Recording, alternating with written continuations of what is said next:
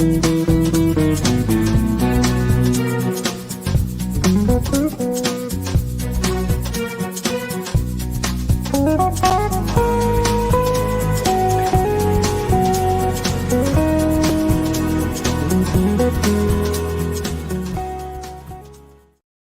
morning, good afternoon, good evening, wherever you are in the world. Welcome to the Influential You podcast.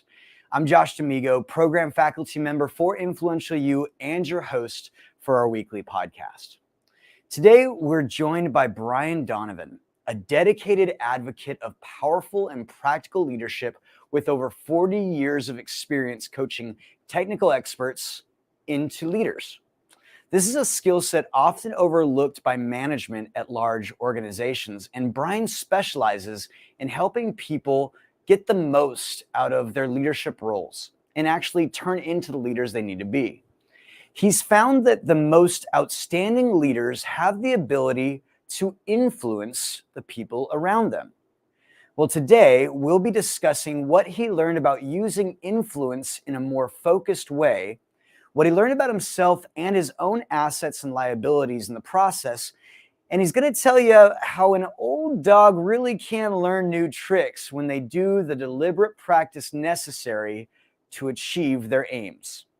Brian's got a fantastic book called Leadership is Changing the Game, and it's wonderful, and it's available on his website or anywhere that you purchase fine reading material, and we'll tell you more about that in just a little bit.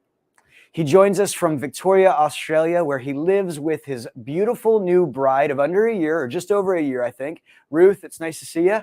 If you would be so kind, for everyone else, please hit the like button that you have in front of you, comment during or after the show, or follow us so that we know that you're listening, and join me in welcoming Brian Donovan to the Influential You podcast.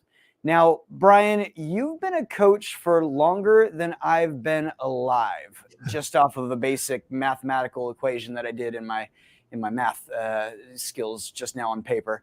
What could you possibly need to study at Influential You for? Great question, Josh. Yes, well, thank you. Thanks for having me. And I guess you're talking about all this gray hair. So I've got a lot of scars and battles we'll talk about. But now, as for joining Influential You and learning, I think you're always learning and growing. I know we're two storytellers, so getting us together on a podcast is a dangerous mission. We're likely to tell stories, but my story to tell you about that is that I had a friend who just passed away last year. He was 101, almost 101. He made it to 100. But he was always up to new things. He's my role model, really. Like the way that I could put it, Josh, is his future is always bigger than his past. Even at 100, he was still up to new things and pursuing stuff. So I think you're always learning and growing, and Influential You is really a great way to keep stretching your mind and thinking about new things. So that's what drew me into it. I guess we'll talk some more about that. Yeah, and I love that too, Brian, because we've worked together an awful lot over the last year in some change. And I've always just felt so wonderful working with you in a sense of I'm looking up to you, but at the same time, we're kind of coaching back and forth in a lot of ways. And I've found that you are just an absolute wonderful student as well as a coach. And I think that's really valuable in the business that you are in executive coaching. I'd love to hear a little bit about your coaching business, maybe what inspired you to get into coaching all those years ago, and tell me a little bit about the business itself, your expertise. Yeah, thanks, Josh. And yeah, likewise, it's been great working with you, and I really admire what you've been doing on the podcast, and John before you, and been listening to the podcast for many years. I've been stalking Influential You for a long time, so it was great to finally get in. But about my work, well, most of my career is spent in the major telco in Australia here. It's a bit like your AT&T. It's called Telstra. Probably got the same customer service problems you have. But I was always working with technical people who, engineers, IT people, researchers, often really smart people who, minimum had a PhD or master's degree and, was specialized in their field and really great in their field, and their career would go, like at a vertical, using my hands here, Josh, to illustrate, but it's going like in a vertical line and a narrow specialty area. And sometimes that thing would happen is that they would be so good in their specialized field that management would say, we're going to make you a leader. And then it goes, instead of vertical and specialized, it goes like horizontal and it's very broad. And suddenly the kind of specialized knowledge is the term we use around Influential You. The specialized knowledge that you are known for and got you into the job is now, it's not like it's irrelevant, but it's like needs to be reinvented, to use the term we'd use in the transaction cycle. You need now to figure out how to get results through people. And that's a very complex challenge. And I think it requires people to build their influence. And in the book that you kindly referred to, Leadership is Changing the Game, I talk about it as an influence curve. So you've got to go exponentially up the curve to influence people above you, people below you, beside you, your vendors and suppliers. It's all about influence. You've got to get results through people. You don't always have the authority to just tell them. You've got to find ways to, as we would say in Influential You, we've got to find ways to transact with them, to exchange with them. Yeah. And so I really codified all that learning I'd had over the years working with people. It wasn't always called coaching, but I was often working with these really bright technical people. I'm sure you recognize the description. It happens in nearly every field, Josh. Nearly everybody's career starts in some narrow subject matter area. You get better and better at that. You get more specialized and you get known for that. And then usually the reward is, if you want to advance your career, the usual thing is you get promoted into leadership. And it's just often the case that people are not prepared for that. They're, particularly in the technology field, they're often just then thrown into that without any development and, sink or swim. And yeah. Like there's some way to just transfer that knowledge that they've gained to be really good at what they've learned to do to other people automatically. And as you and I both know, that's just simply not so. In fact, we were talking before the show and I said at an old company, we used to call it being promoted to incompetence, or you basically get promoted and you keep going up the promotion until you can't handle it anymore. And then they drop you. And it's quite often the case in many organizations that is the situation. As a sales guy myself, I've worked at sales organizations, and you sell and you're really good at it. And then the reward for all of your great sales is now you need to manage all of these salespeople. Correct. When you and I both know that's like herding kittens. Like it's going to be really tough to manage salespeople. It's two completely different skill sets. And then we can even talk about the difference between management and leadership. So I love really the idea that the title or the management, you help them transition into that new role. Tell me, how did you find that to be something that you were passionate about? Why did that become something that you dedicated so much time in your career to? Yeah, well, I guess I was always doing it in my corporate executive experience, Josh. And then for a while, I was a CEO of a small not-for-profit group. And I was always sort of seeing that this challenge in leadership is really how to get things done, get results through other people. Whereas, a good example you raised in your sales days, when you're a salesperson, you've got individual results to produce. But when you become the sales manager, then the whole team's got to produce results. Mm-hmm. So it's, how do you harness the best of the team, and how do you have them be great leaders? And I think that all boils down to influence. Sometimes people call it, you got to get good at communication, which is kind of it, but I think it's not enough, because it's like communication in order to what? Just have them like you, or have a nice day. It's not, it's communication to get some results. Yeah. And really that's what the influence is about, that, you need to get better and better at doing that. Like, I think you made a good point about the starting point often for people is, well, I've seen a leader that I liked, maybe I could be like them. But I've found in my coaching, Josh, it's better to talk to people about how do we take what you've got to a new level. How do we take a strength you've got? And let's say, like a lot of the people I work with, Josh, in the tech field, they got into that area because they love solving problems. It's an inherent strength they have to solve problems. My youngest son is a good example. He was building computers when he would have been about 10. He's in the tech field now. He just loves solving problems. But now in leadership, you've got a different problem.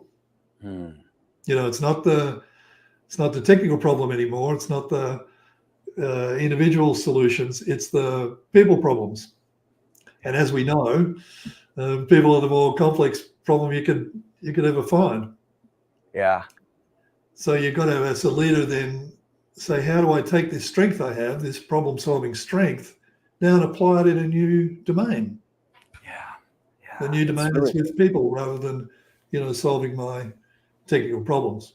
Yeah, it's really good. And I love that you have kind of the ability to see both sides of it, right? Because to me, it's, you don't get to press, LOAD quote, // whatever you want into the computer and have it run the algorithm in a person.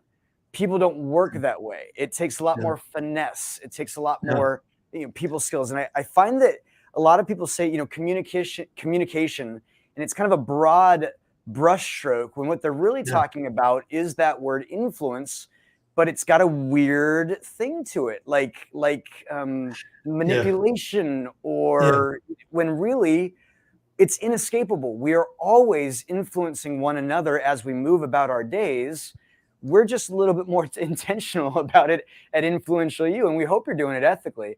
I'd love to hear a little bit about, in your coaching, maybe some of the wins that you had, because you've been doing it for a good amount of years before you came to us. And it seems like there was something that we were struggling with in your business that we were kind of a solution for. So I'd love to hear sort of how it was going and why you finally decided, hey, this is the right time to study with Influential You. Yes. Okay. Look, as I said, I was stalking Influential You for a couple of years, really. People like Pam Millist and Barry Anderson here in Melbourne had said, you should look at this. And I went, yeah, okay. And it's so generous that Influential You offer the 30 days you can try before you buy. And there was a number of also public webinars that, if you haven't done any influential training, I recommend to people to jump on those. And I was on one and asked a question of John Patterson, the CEO of Influential You. It was really about sales. And he made a comment, Josh, which was really just struck home. He said, well, maybe you're not the right person to make the sales. Because I was saying, look, I get on well with people. I like people. They like me. What's up with when it comes to the sale? I don't know. It's some kind of craziness. And that comment that maybe you're not the right person. Okay, there's something to that. And then Drew Knowles ran a workshop, and he said much the same thing. Okay, it's time to jump in and find out what else there might be. And I guess, should we go into that a little bit about personality? Well, I like that. And I'd like to hold it right there for a second, because I think that's something that a lot of clients that come to speak with us actually do have to deal with at some point. I love building this program. I love delivering transformational messages to people. I hate sales. That's right. Yeah, Brian, tell me what that's like, especially, I guess in some ways I'm thinking too simply, like coaches just know they have to go sell, but maybe they don't. So I'd love to kind of hear a little bit about what you wrestled with when you started to think, maybe I shouldn't be doing the sales for my organization. Can you tell me more of how that started to unravel in your brain? Yeah. Well, to your assumption that coaches should do sales, for me, coaches should do coaching. So, I could do coaching. Yeah. Well, maybe not 7 days, but 6 days a week I could do coaching, and I just love it. And particularly when people get something that they didn't think was possible for them, some result that they thought, wow, how could I ever accomplish that? So they don't know themselves. It's so rewarding I won't say that I'll do it for nothing, but I just love coaching. So I love delivering, but then you got to do the work and find the work. And the finding the work is, the initial conversations, all that part of it's all right. It's in Influential You talk a lot about the transaction cycle. And as you go around the transaction cycle, you get to that point where we're going to contract. We're going to agree to do something. We're going to put some money up. And, I guess my introduction to the personality model that Influential You uses was really helpful in that. Yeah. Should we talk about that a bit, Josh? We're going to talk about that too, because I really want to hammer it home though, because you're also a performer. And with one of the things that we talk about with performers is that they like to make invitations. But that still doesn't mean that they necessarily like sales. So if we can I'm going to have you focus on sales. What is it about sales that you didn't enjoy it? You don't really like it? What was that struggle like? Just maybe even that word might even send shivers down your spine. I'm not sure, but tell me a little bit about that. And when you're hearing like, well, I'm a performer and maybe I shouldn't be doing the sales. I'd love to hear what your brain was ping-ponging around when you heard all that. Yeah. Well, look, I was already skeptical coming into it. Unfortunately, I liked a lot of the IP and things you're talking about. The personality model, I was like, oh, I've seen so many personality profiles and I'm done with them, really.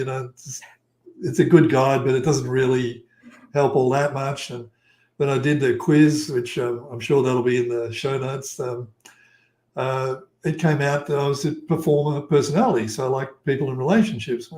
Yeah, okay. But then, like, I'm looking at you, Josh. You're a performer personality, and you're a great salesperson. I was like, what's up with me? I don't seem to have that same sales ability. And I think as I got into the fundamentals of transaction and started to understand a bit more about, well, what the personality model was saying about the performer personality is, the term I've heard you use on several podcasts is, we're habitual people pleasers. So there'd be a point in the transaction. So we're looking at a coaching program, we're seeing what it's going to do for you, we're excited about that. But then there's well, you're going to do it? Are you going to get the money? Going to put the money up? It's that murky conversation for me, that I start to think, what about the relationship? They might think badly. They might think I'm pushy, or it's crazy. I know, but that's the kind of thought process that would occupy my mind. In fact, I thought this is wrong. I'm not a performer personality at all because I can't really see myself in that sales role. Well, before we get to all those answers and we ask our viewers, do you really believe that this wonderful man could be a salesy type? I can't wait to jump into that with you, Brian, because it's going to be a fun answer, I think, because, we'll get into that in a second. But before I do that, I'm going to make sure that we take care of our sponsor. And I'm going to use you too, Brian, on this, because if you guys haven't heard, the Influential You podcast is brought to you each week because of our program, Thrive.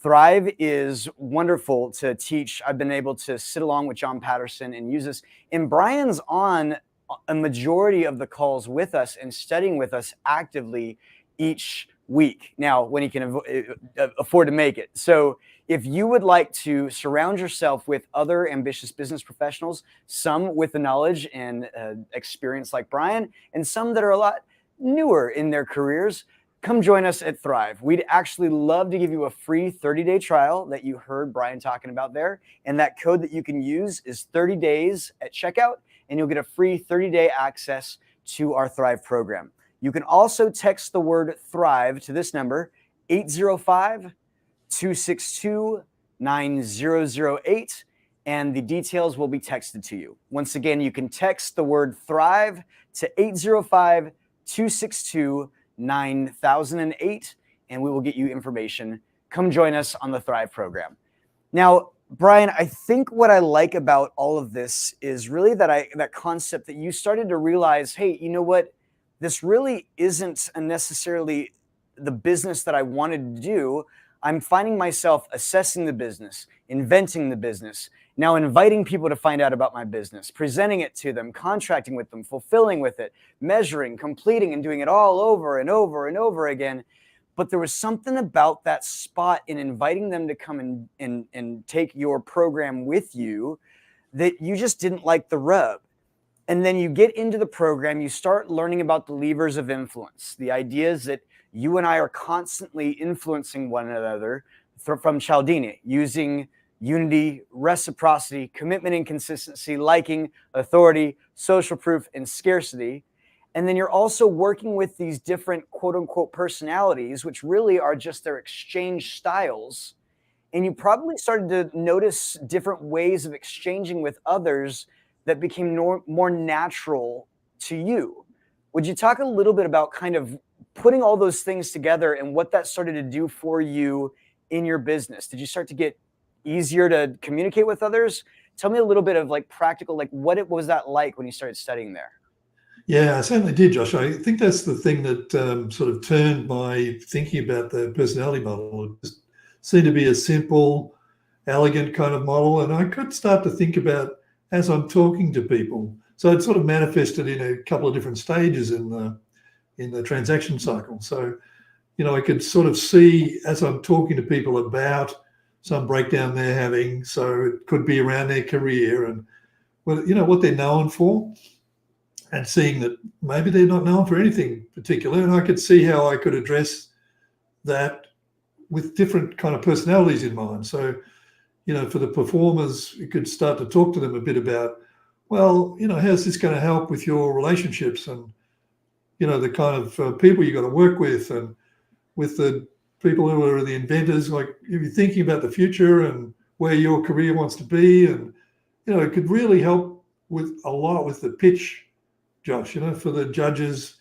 they'd want to know, well, how's it work? And, how long does it take? And, they want all the facts and data up front. And the producers want to know, well, how much work's going to be involved? And, how do I have to allocate time in my diary and my calendar, as you say?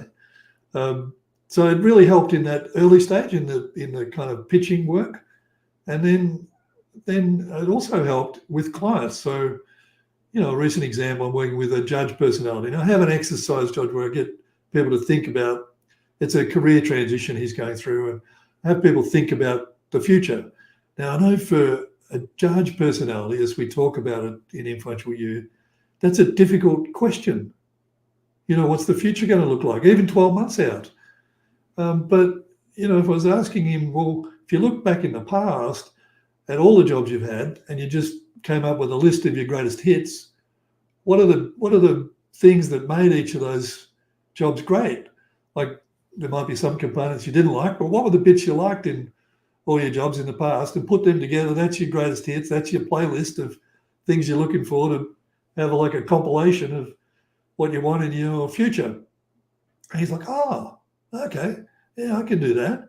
Whereas asking the question to think about the future for a judge personality is a very difficult question. So it's sort of come in much more into my coaching too, Josh. So I can see, this person I'm working with, and I need to talk to this inventor much more about including people. You've got a great idea, you're off and running, you look over your shoulder and go, where is everybody? Well, you haven't brought them along with you.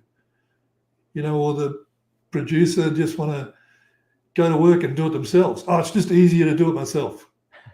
Well, it is, but it's not sustainable.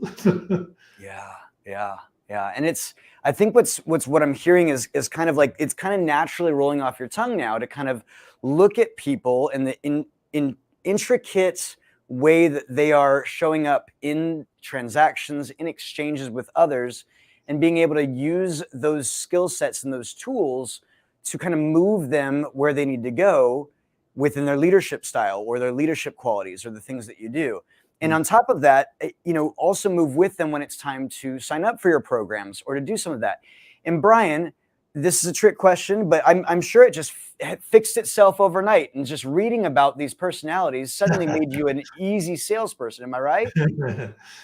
Yeah, look, I'd love to say that, Josh. It's not an overnight fix, but I mean, maybe two things to say. So one is you mentioned the levers of influence, and I love the way you can just memorize those and rattle them off. And anyhow, kudos to you. But the last one you mentioned, scarcity. I think I realised, and all compliments to Marnie Power, who ran the fundamental transaction that I was in and you were part of. She was saying, I think you don't have enough scarcity with your offer. Yeah. Okay, that was an interesting concept. And I think she was onto something. And what I mean by it is, or what I think she was meaning by it is, if I made my presentation, I've given someone my offer, they're considering it.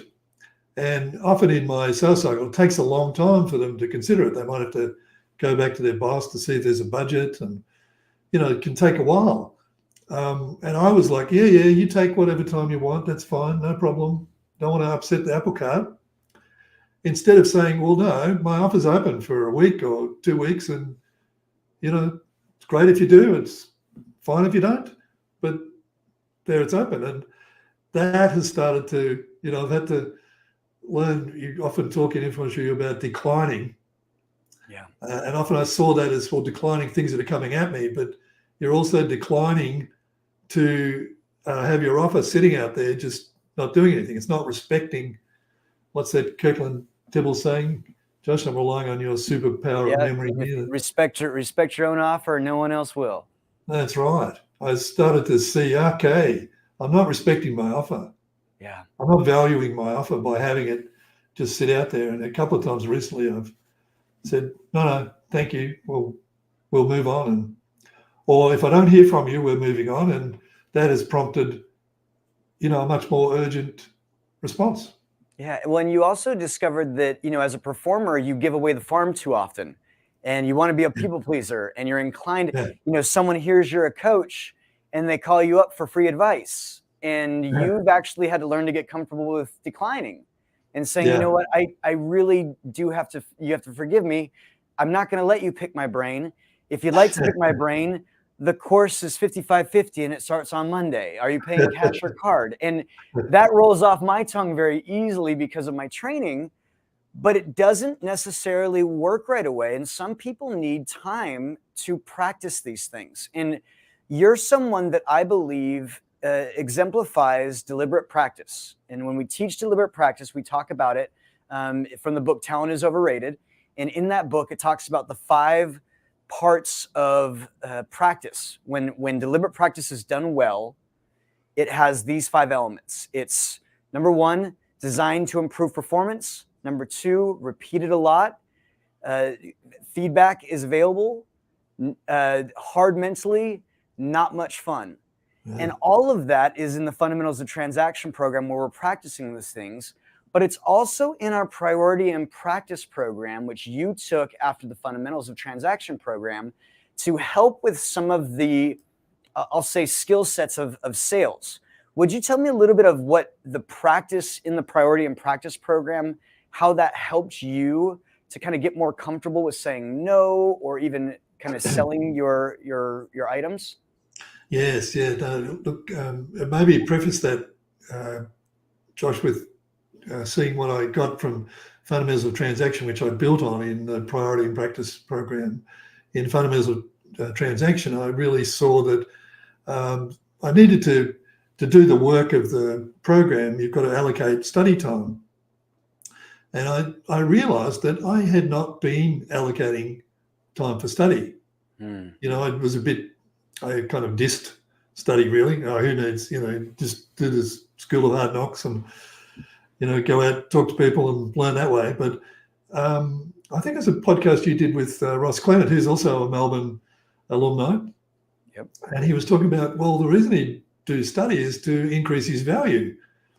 And I went, oh, yes, that's such a good idea, isn't it? You really want to add to, your specialized knowledge and what you can offer people by study. And so I thought I need to get much more disciplined about scheduling time for study. And then I thought, well, priority practice seems to be the next step then. How do you turn that into habits and practices? And it was really a game changer for me, Josh. And I think what I was seeing in the priority practice program was I was not honoring the agreements I had with myself. So I was scheduling time all right. But then the ones that were about me, I was like, oh, well, that doesn't matter because it's only for me. So, I don't need to go to the gym, or don't need to do the walk, or whereas if I'd made a commitment with you or anyone else, I'd be very zealous about making sure I kept it. But the ones with me, I was like, whatever. And then, so how can you offer real value if you're not keeping the integrity of your agreements with yourself intact? It's so good, Brian. And it's something I see a lot of performers do. A lot of human beings do it as well. But in my coaching and when I'm working with clients, I'm seeing that a lot of the performers, those, constructivist personalities, are so about others that they would never treat themselves, or they would never treat others the way they treat themselves. And then they find that when I do start to treat myself in a way where I actually respect my offer, things go well. And it sounds like what you learn in Fundamentals of Transaction about measuring things, holding tasks in your calendar, getting things done, was solidified by your ability to practice that in priority practice and continue to work on those measures and making sure that you're giving yourself the time to feed yourself so that you can feed your clients. Anything to say about that? Yeah, well, in the priority practice program, it's great that you've got this level of accountability to say, well, I am going to have these habits, and I'm going to say that I'm going to observe them, and there's going to be a consequence if I don't meet them. Just even having the accountability of working with a group, it's a really powerful thing because, Marnie Power would each week put the results up there, and, you've got to just go through the embarrassment of if I haven't done what I said I would do, nothing's going to happen that's too dire, but it's just we're accountable human beings. So we want to, make sure we do what we said we would do. Yeah. So I found that really valuable just to then get the habits grounded. And I think the other thing to say as a performer personality that I'd identify with, Josh, is you've only really got to mention the word scheduling to performers and they start going nuts. Like, oh, I like my freedom. I don't want to be pinned down to, times and dates and things. I just, let's just go with the flow. But I think it's been a revelation that there's actually a freedom in committing. There's actually freedom in scheduling and planning. Now I'm still in a study group from Priority and Practice, and we're just using it for planning. Yeah. We'll talk about what the barriers are and so on, but we'll be on our group call and we'll just go to our schedules and plan for the next 5 or 6 weeks, looking ahead.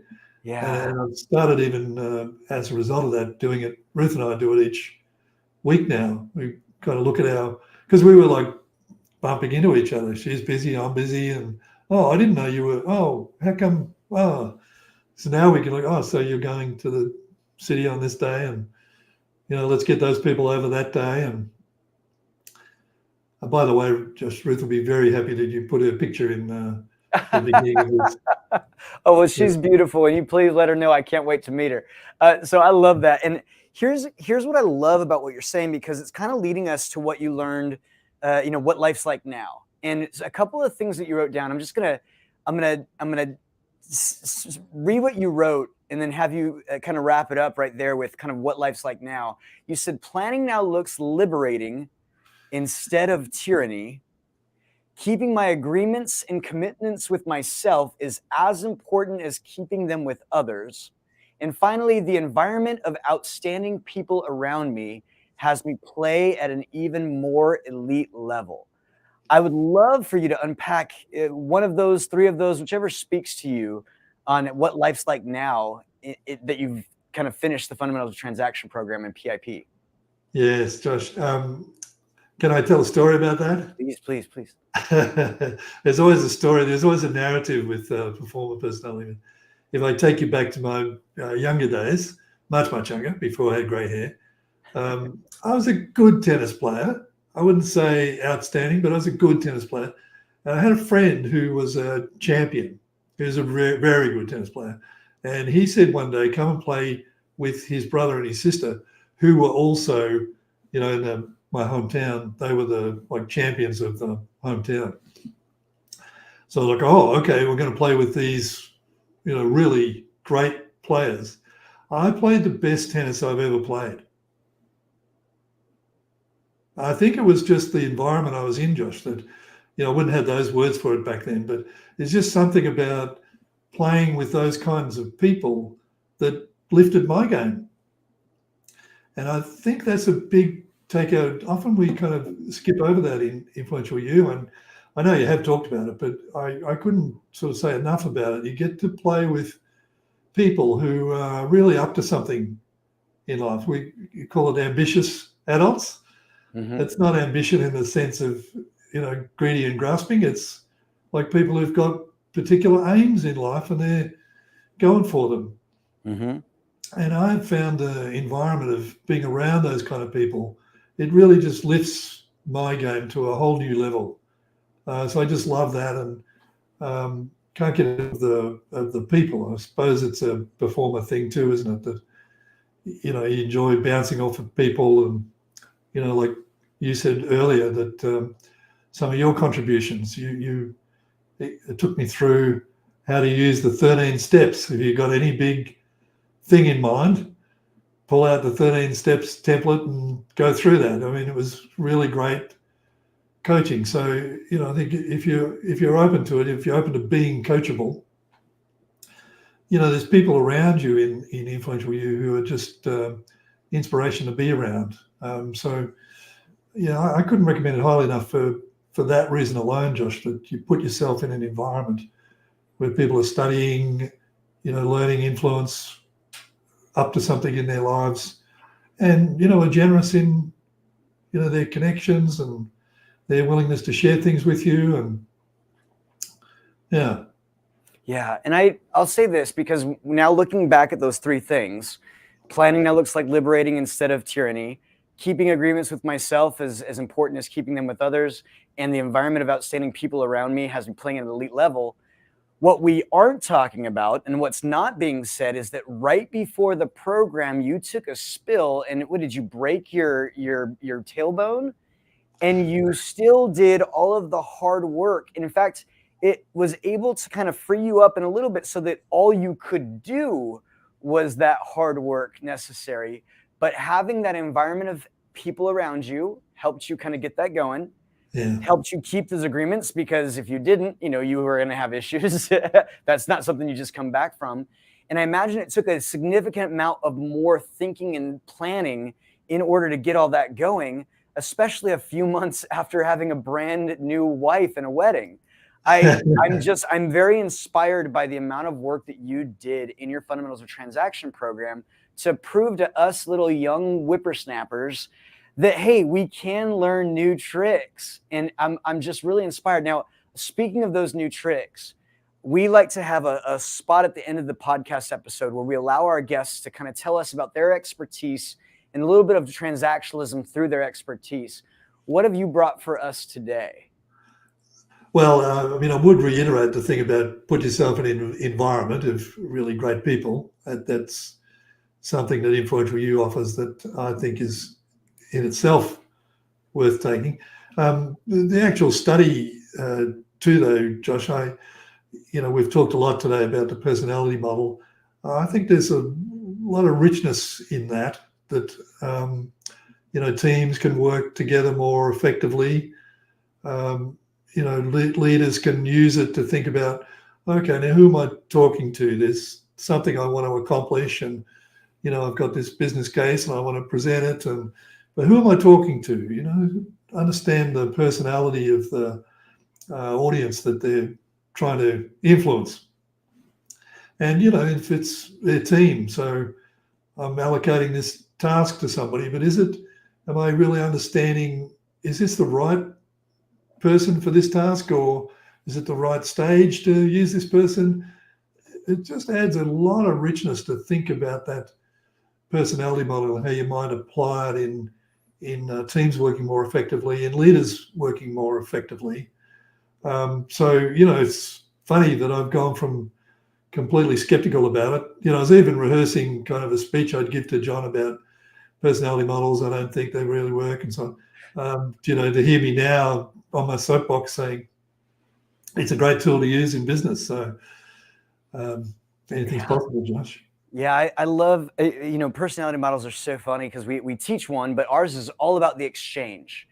And when you're just focusing on that exchange, it's so much easier than trying to just, figure out someone's sign and make a judgment based off of that. And for me, it's really fun to kind of be skeptical on those things and leave the lid open to let people be what people are, because they're so complex. But Yes. I love what you're doing with leadership. In fact, I'm going to backsell your book. If you have not heard of Brian Donovan before, this is Brian. I'm glad you met him. You need to go over to his website and pick up his book. It's called Leadership is Changing the Game, the Transition from Technical Expert to Leader. And that is at donovanleadership.com. And he's also got a new book coming out next year. Brian, tell us a little bit about the new book that you're working on. Well, thanks, Josh. Yeah, the new book coming out is called The Gentle Art of Leadership. So it's trying to say that the leaders who treat people well, who treat people with dignity and respect, the kinds of things we teach in Influential You, they're the ones that get the best results. Now, a lot of people go, oh, you're going to write a whole book about that? That seems pretty obvious, really, doesn't it? But yet, in what we call, in Influential You, we call the current, don't we? That there's this pull in a certain direction. There's a lot of turmoil around at the moment. So it's kind of easy when you get caught up in, adverse circumstances to just revert to command and control style leadership. I'll just do what I say. And it's not really effective. Nope. You need to be able to find ways to bring people along and have them be great leaders. That's your job as a leader, I think. I had a niece, Ruth's niece, was giving a speech at the end of her school captaincy for the primary school. She said what she got out of being a leader was she gave other people opportunities to be leaders. Hey, that's Josh, I'm talking to people in their 40s and 50s who've never got that idea. Yeah. So your job, that'll be what the next book talks about, is how to get results through people through treating them well. I love that. That's part of my master's thesis. I actually studied a little bit about that. The ROI of a broke-ass musician by just being nice. And imagine Willie Nelson is who I studied for my master's thesis. And that's the gentleman that I was able to point to and say, it helps to be nice in business. It's really good. Well, Brian, we'll talk about it. We'll talk about it more later, because I have to get to our Thrive program, where I'm sure you're going to be on with us. And Brian, it has just been a joy to talk with you today. Thank you so much for a great year of study with me. And I look forward to doing many, many more of this. In fact, I was supposed to kind of hint to you that you need to come and bring that wife of yours to Hawaii with me to our member conference. But I'll pitch you another time. We'll get into some sales later. Anything to say before you go? It's been a pleasure, Josh. I really love your work, and thanks for having me on. Oh, of course, it's my pleasure. And that's Brian Donovan. If you'd like to know more about Brian Donovan, please go to his website, donovanleadership.com, and pick up his books. He's wonderful. You will absolutely enjoy him. Now, if you'd like to know more about us here at Influential You, please go to influentialyou.global. If you go there, you can explore our courses, our consulting, and our conferences. And we offer a 4-year curriculum for those who are seeking an advanced experience, similar to what you heard Brian talk about. However, if you're brand new to Influential You, or maybe this is the first time you've listened to us, we recommend that you start with Thrive. Thrive is our self-guided training. Thrive is a self-guided program that lets you learn at your own pace and even meet people like Brian, or even Anna Stover, who is literally listening to us right now, probably not too far away from Brian. And so you can join us on those, be in that gymnasium, and level up your own skills with other ambitious business professionals. Our Thrive members enjoy weekly live e-coaching sessions and an ever-expanding library of exclusive video lessons with our faculty, thought leaders, and industry experts. You'll get proven proprietary tools to accurately assess your career, and then you can develop a realistic strategy that helps you achieve your aims faster, even if you're an old dog trying to learn new tricks. Your membership also includes chat access to our faculty, plus discounts to our transformative conferences like Hawaii. I hope you come and do some Aloha with me in January. Sign up today and use promo code 30days for a free 30-day test drive of Influential U's Thrive program. Once again, that code is 30days, 30DAYS, and you may cancel at any time. So what are you waiting for? Go right now, influentialu.global, and let's get you on the Thrive program. Thank you so much for listening today. We stream our podcast at 2 p.m. Pacific on our website, Facebook, LinkedIn, and anywhere that you can get really good podcasts so you can easily share it with others. You can also subscribe on iTunes, Stitcher, or any place that you get podcasts. Check out the show notes here in this episode so that you can connect with our guest. Plus, you can get links to websites, books, or special downloads that we talked about on today's episode. This podcast is made possible by the Influential U staff, faculty, and our members all around the world, with a special thanks to our executive producer, Tyson Crandall, and contributions from John Patterson, our in-studio producer, Michael Teehee, Joey Anderley, Daryl Anderley, Paul West, and Liz Smiley. And a big special thanks to our guest, Brian Donovan. And you can find out more about Donovan Leadership by going to donovanleadership.com or checking in the show notes.